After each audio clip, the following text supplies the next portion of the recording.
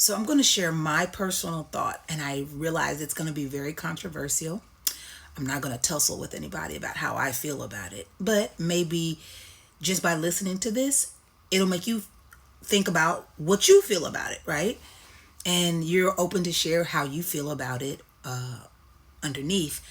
But please be sure not to try to convince me to feel about it the way that you feel about it, because that's not my intent. So this is not the page for that. But I'm grateful for self love.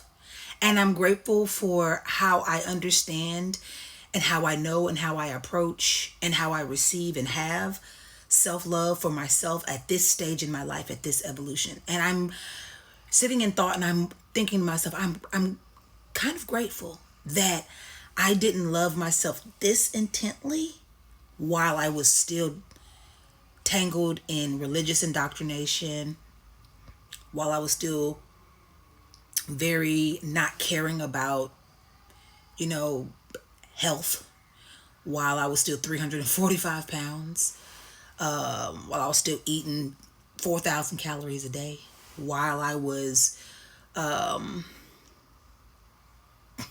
still, just embarrassingly embarrassingly mismanaging my money, especially as an entrepreneur. There's so many things about who I was, current evolutions of myself. I love them in the respect of you were still worthy of love. I love them in the respect that you got me to where I am today, right? I love them in the respect that they always had a fight that continued to advocate for me until it grew into this kind of self-love, right? So I don't, when I say that I'm grateful that I did not love myself like this in that way, because I wonder, knowing my personality, if that love would have made me stay that way. And that definitely, the love that I have for myself now at this current state is so profound, so deep and so intense and so passionate.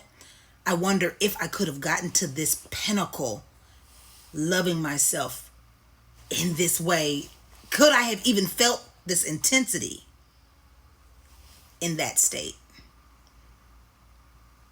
I wonder if I could have even felt this penultimate feeling that I feel now at this state.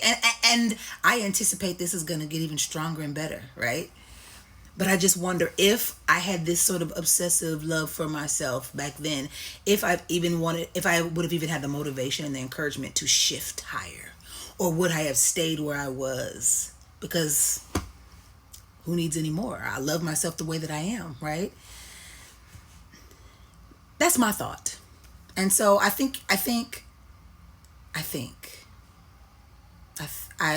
believe and I think that I am grateful that I didn't have this intensity with those current versions of myself, because I don't believe for me that it would have helped facilitate me to change and to shift higher. And also, in those current states, I didn't know that I could change. I didn't know that I could pick for myself. I didn't know that I could do things outside of religion. I didn't know that I could do things outside of a God. I didn't even know that I had the right to not believe in a God. I did not know and fully understand what self-care was. And it is my opinion that self-care and self-love are twins. And while I can understand how sometimes we can go through the actions of care, self-care, I know that we can. I mean, hygiene is an act of self-care within itself. But the intent of hygiene is not always because you care about yourself. It's because it's a to-do. You need to do that. This is the basic things that we do. But the self-love portion it's care in addition to acceptance, radical acceptance.